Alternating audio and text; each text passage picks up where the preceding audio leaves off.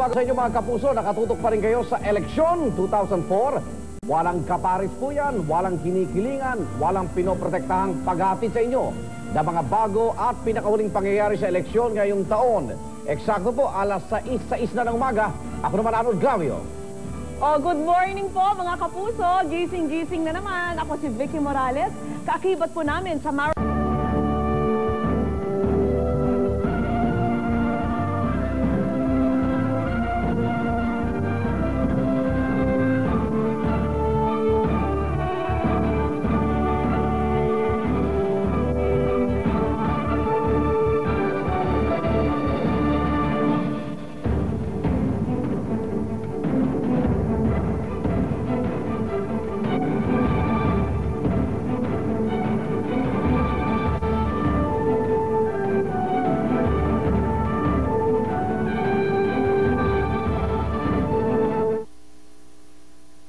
sa linya. Okay na po, naririnig nyo kami, Brother Eddie? Oh yes, Mike. Thank you very much. Apo, kasama din po natin si Mel Tiangco. Kanina po, hiningan ko kayo ng inyong reaksyon at analysis sa naging takbo po ng eleksyon. Kanina sabi nyo, natutuwa naman kayo na bagamat maraming mga hindi nakaboto, tahimik naman, peaceful, sabi nyo.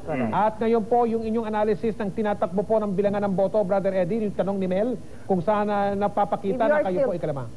Ang sabi ko ay, madalas ko sabihin, makita man namin o hindi ang boto ng millions of our volunteers sa mga sorties namin all over the Philippines, ay magpapatuloy yung ating laban para maitatag ang genuine, righteous, effective, good government. As I have said, my decision to run transcends political exercises.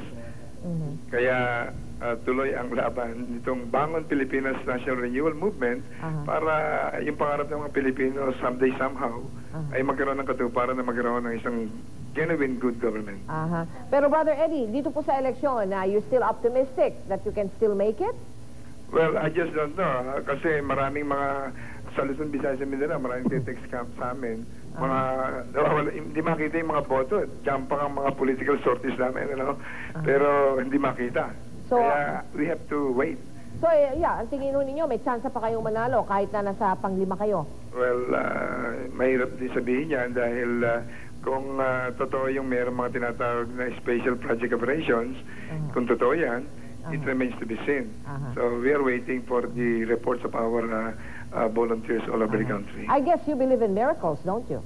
Well, of course, talagang ito lang pagtakbo namin, fighting the Goliath sa flattened political system without any budget, talagang it requires a miracle.